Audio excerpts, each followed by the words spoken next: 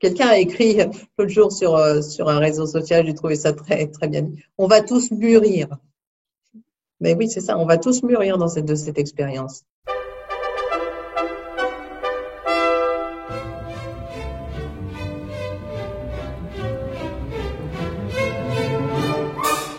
Je suis assistante de direction pour un membre de comité de direction d'une grande multinationale anglo-saxonne.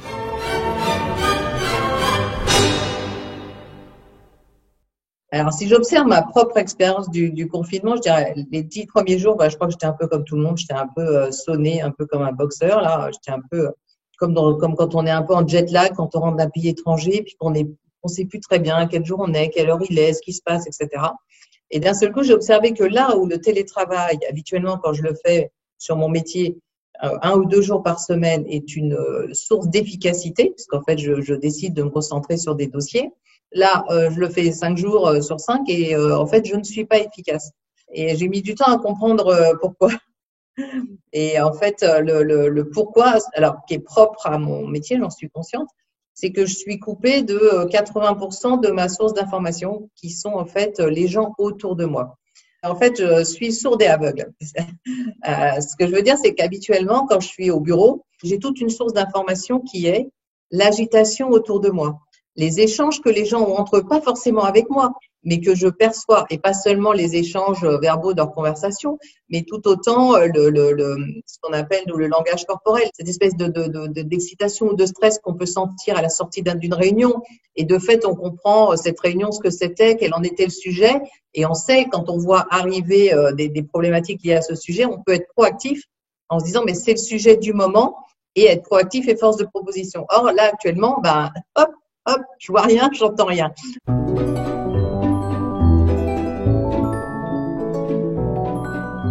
Après cette expérience de confinement, que ce soit dans le monde professionnel ou privé, je pense que beaucoup d'équilibres vont changer. Cette période va être suffisamment longue pour qu'aucun de nous n'échappe à l'exercice de se retrouver, entre guillemets, face à lui-même, à ses interrogations par rapport à son travail, par rapport à sa situation.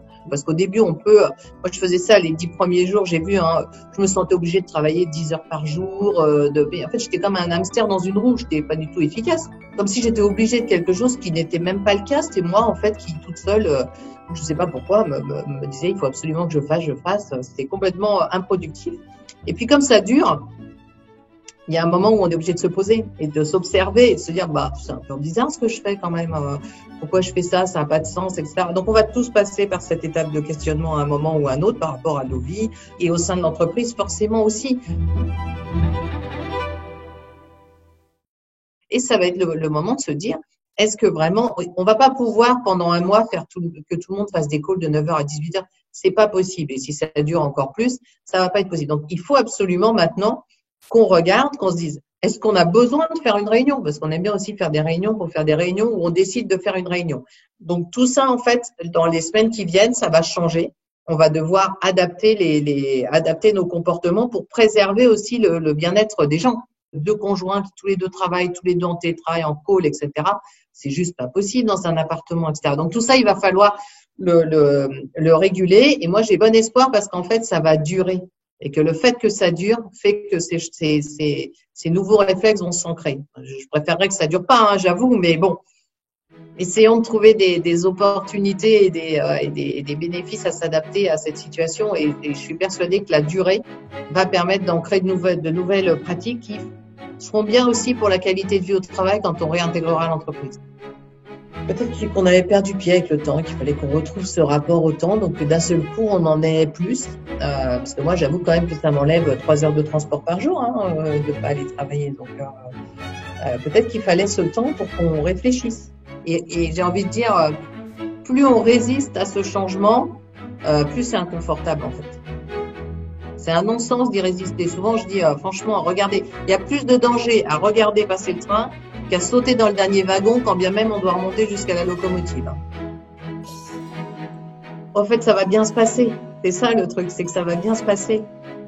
Au pire, ça marche, comme on dit.